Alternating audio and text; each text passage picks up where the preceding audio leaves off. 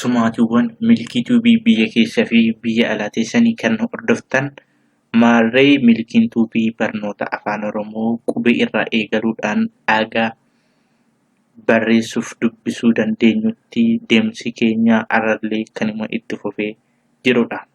Maarree warreen yuutuubii keenyaaf haaraa taatan sabiskiraayib, sheer gochuudhaan akka nu jajjabeessitan kabajaan isin gaafannaa.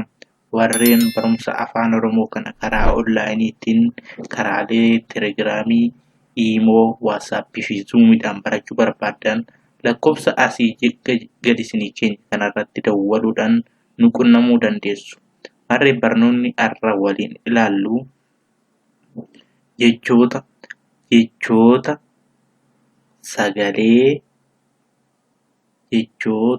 sagalee gabaabaa qaban kan jedhudha. Jechoota sagalee gabaabaa qaban jechuun jalqaba kan ilaalaa turre qubeen dubbifamaaf dubbachiistuu walitti dhufuudhaan sagalee nuuf uumne. Sagaleen ofiisaaf dandeetoo hiikaa mataasaa kennuu hin danda'u jenne. Kanaafiyyuu maal ta'uu qabu jennee dirqama sagaleen lama walitti dhufuudhaan jecha nuuf kennu jechaadha. Amma kun sagalee mataasaati. Kunis sagalee mataasaati. Kunis sagalee mataasaa. Kunis sagalee mataasaa. Walitti dhufaniiti kophaa isaaniitti garuu hiika kennanii walitti gaafa dhufan jecha gabaabaa nu kenna jechuudha. Sagaleen gabaabaan jecha gabaabaa nu kenna jechaadha. Kanaafuu kan waliin ilaallu maal haala salphaa ta'een akka isiniif hubatamu sagaleetti addaan qoonnee kunoo barumsa isaa isiniif laachaa jirra. Kanaaf nu duukaa bu'aa. Nama walitti nama jecha gabaabaa nama jedhudha. Gara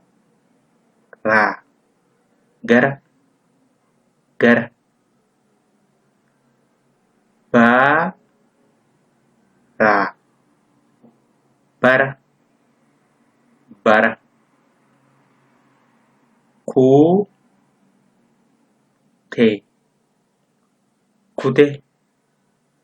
kutee kan jedhudha. Maarree kun sagalee gabaabaadha jechaadha. Sagalee gabaabaa lama walitti dhufaniin jecha gabaabaa nuu kennaniin maarree jechoonni gabaabaan lama sagaleen gabaabaan lama walitti dhufuudhaan jecha gabaabaa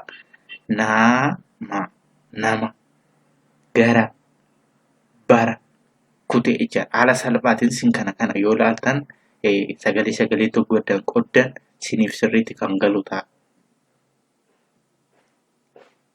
Ishee kanatti aansis kan jiru kunis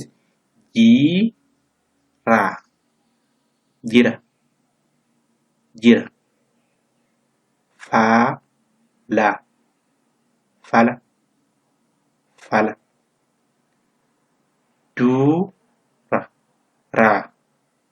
dura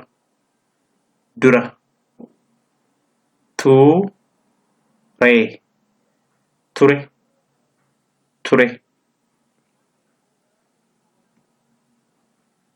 Ayyee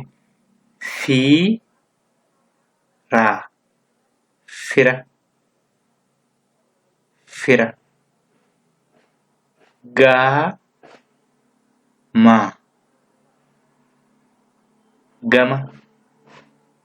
gama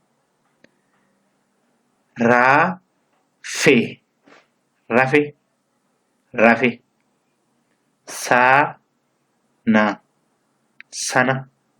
sana maarree kana sagaleetti addaan qoodanii gaafa ilaaltan haala salphaa ta'een isiniif galuu danda'a jechaadha. Kun amma jechoota gabaabaa jedhama. Kun immoo sagalee gabaabaa jedhama. Maal jennee sagaleen gabaabaan ofiisaatii hiikaa ofiisaa danda'ee dabarsuu hin danda'u. Garuu maal barbaada inni sagalee gabaabaa kan biraa gaafa walitti dhufu gara jecha gabaabaa nuuf uumaa jechaadha. Akkasuma jechuun sagalee dheeraan lama walitti dhufes maal walii uumuu jechuma dheeraa uumaa jechaadha. Sagalee gabaabaa gaafa jennu dubbifamaan tokkoof dubbachiiftuun tokko yeroo wal bukkeetti barreeffamanii jiran jechaadha. Kanaafiyyuu maalidha ree dubbifamaa tokko biratti dubbachiistuu tokko yeroo jiraatu jecha gabaabaa kan jedhaman kan olaala.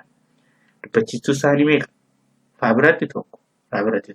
Gama lachaniinuu gabaabbatanii kan jiran jechaadha. Kanaaf yeroo dubbifnullee gabaabsinee kan dubbisnu jechaadha. Wanti isinii galuu qabu yeroo dubbisnu gabaabsinee dubbisna jechaadha. Amma fiira, fira, fiira, fira, inna. Fira hin gabaabbataniif yeroo dubbannu.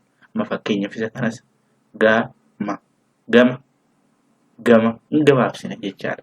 Yoo dheerate immoo dheeressinee dubbisna jechaadha. Kanaafiyyuu amma jechi nuti ilaallu jecha gabaabaa sababii ta'eef. Amma isa kanas yoo ilaalle raa, fee, rafee, rafee hin gabaabsina jechaadha. Sana, sana hin gabaabsinee dubbannaa jechaadha. Kanaaf maarree haala salphaa ta'een isin kan irra deddeebi'uutan viidiyoo kana dhaggeeffachuudhaan, barreeffachuudhaan, shaakaluudhaan barumsi kun akka isiniif galu shaakaluu dandeessu sirriitti. Kanarra kan darbu warreen barumsa kana karaa onlaayiniitiin barachuu barbaaddan barnoota kana karaalee Imoo, karaa Telegiraamii, Waatsaappii fi Zuumiidhaan warreen barachuu barbaadan bakka jirtan teessanii ta'u onlaayiniidhaan barachuu warreen barbaadan lakkoofsa asii gadi isinii keenya kanarratti dawwaluudhaan nu qunnamuu dandeessu. Maallee barnoonni irraa qabnu asumarratti nu ga'a. Kutaa itti aanutti hanga walitti deebinutti nagaan nutti turaa.